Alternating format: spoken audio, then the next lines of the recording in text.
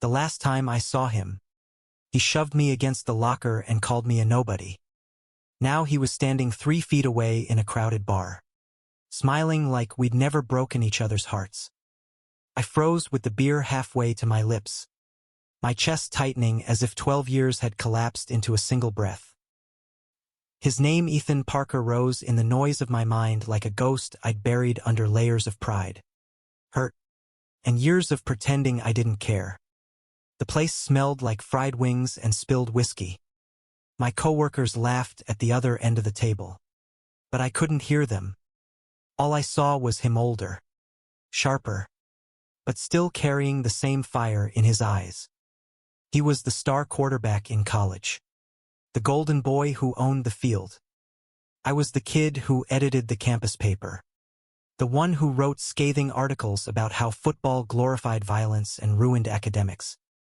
We were rivals. We were poison to each other. We were something else too, but neither of us dared name it. And now here he was, Ethan Parker, flesh and blood, walking toward me with that swagger that used to infuriate me and secretly set my pulse racing. "Daniel," he said, my name falling from his lips like a memory he'd never let go. 12 years. I laughed, but it came out brittle. "You can count. Impressive. Thought football players only made it as far as the scoreboard." His grin widened, but his eyes softened in a way I wasn't ready for. Still sharp. I missed that. Missed that.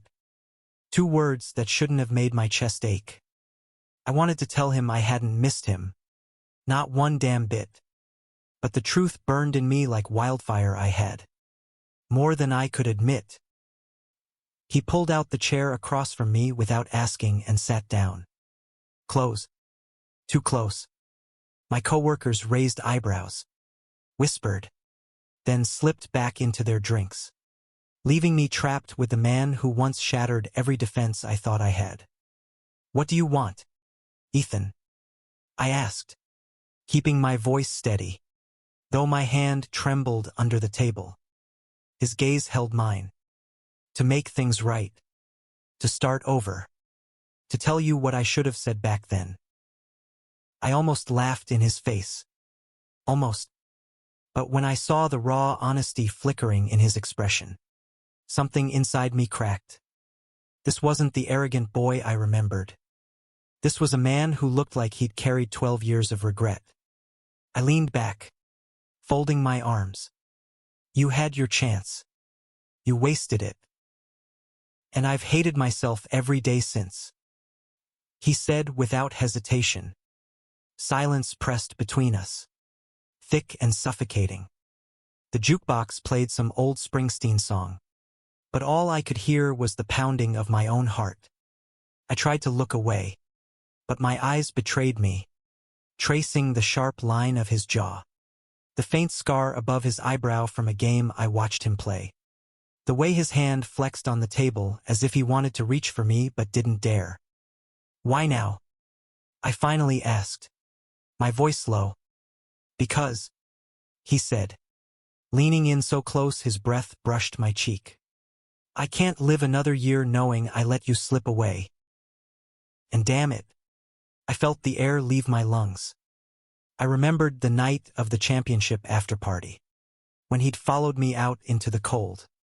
Both of us drunk on adrenaline and unsaid words. How he kissed me once hard, desperate, terrified, and then shoved me away before anyone could see. How he muttered that it was a mistake, that I was a mistake. How I walked away shaking, swearing I'd never forgive him. Now here he was, begging silently with his eyes. I wanted to push him away again. I wanted to tell him that some wounds don't heal. But I also wanted, God help me, to know what it would feel like if he kissed me without fear this time. I stood abruptly. "I need air." He rose too, following me out into the night. The cool breeze hit my face as I stepped onto the sidewalk, heart thundering. Ethan's footsteps were right behind me, and when I turned, The city lights carved shadows across his face, making him look both dangerous and unbearably human. "Daniel," he said again, softer now, almost breaking. "I was a coward back then. I cared too much about what people thought, about losing my career, my image. But I never stopped thinking about you." I swallowed hard, my throat dry. "You think words fix 12 years?" "No," he said, shaking his head. "But maybe time has made me brave enough to try again." And in that moment, standing on a cracked sidewalk under the hum of a neon sign, I saw something I'd never seen in him before: vulnerability. For the first time in years, I didn't feel like the angry, abandoned boy. I felt like a man with a choice. But choices are never easy when your heart remembers the pain as much as it remembers the longing. I turned away, shoving my hands into my pockets. "Don't follow me." He didn't listen. Instead, he stepped closer until the warmth of his body reached mine. "I'm not letting you walk away this time," Ethan whispered. And damn it, I couldn't move. I didn't expect the silence in my apartment to feel so heavy with him in it. Ethan stood by the window, staring at the city lights as if they might tell him whether I'd ever forgive him. I busied myself with pouring water into 2 glasses just to keep my hands from shaking. "I'm surprised you came," he finally said, his voice low. "I didn't," I muttered, setting the glasses down. "I just didn't push you away hard enough." His eyes found mine in the reflection of the glass. "That's enough for me." The way he said it cracked something in me. I hated how easily he still got under my skin. How a single look could unravel years of walls I'd built. "Stop talking like you know me," I said. "That was 12 years ago. I'm not that guy anymore." He turned then, and in 3 long strides he was too close. "Neither am I. But I know I still want you, Daniel. Maybe more than I ever did back then." I laughed bitterly. "Wanting doesn't erase what you did." He swallowed, his Adam's apple bobbing. "Then let me show you. Not with words. With time. With everything I am now." I should have told him to leave. But instead, I stared at him, my heart warring with my pride. He was raw, unguarded, and it terrified me. "Do you have any idea how much you hurt me?" I whispered. His eyes darkened. "Every damn day, Daniel. I've carried it like a stone in my chest. I pushed you away because I was scared, and I've regretted it ever since. I'd give up everything I built if it meant I could go back and hold on to you instead." Something hot stung behind my eyes. My defenses crumbled piece by piece. He wasn't the arrogant quarterback anymore.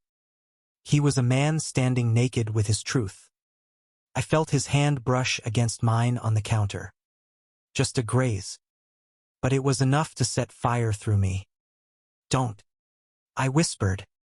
But I didn't pull away. His voice broke. "Daniel, please, let me have one more chance to love you right." The words struck me harder than any blow he'd ever thrown on the field. And before I could think, I turned to him, our eyes locked. And for the first time since that night in college, I didn't run. His lips met mine. It wasn't like before drunk. Messy. Full of shame. This kiss was slow. Reverent. Trembling with all the years between us. I felt 12 years of anger and longing crash into one moment. My body betrayed me. Leaning in. Clutching his jacket. Desperate for more even as my mind screamed at me to be careful. When we broke apart, I was breathless. He rested his forehead against mine. "I'm not going to let fear ruin this again," he whispered. "I want to build something real with you, whatever it takes." I searched his face. He was older, scarred, imperfect, but so was I. And maybe that's why I finally believed him. "Don't promise me forever," I said softly. "Just promise you'll stay." His hand slid into mine, firm and steady. "Always." Weeks turned into months, and slowly, painfully, we learned each other again. He showed up to my world, not just his. He sat in the back of poetry readings, clapping louder than anyone. He cooked clumsy dinners in my kitchen, burning half of them, laughing until I forgave him. I watched him shed the image of who he thought he had to be and become the man I always saw buried inside. We fought to God. We fought. I threw old wounds like knives, and he took them without flinching. He held me when I tried to push him away, whispering that he wasn't going anywhere this time. Slowly, the trust rebuilt, brick by fragile brick. And one night, when the world felt quiet and safe, I realized I wasn't scared anymore. We were on my couch, the city lights spilling through the window. His arm was around me, my head against his chest. And for once the silence didn't feel heavy, it felt like home. "Do you ever wonder what would have happened if we hadn't wasted 12 years?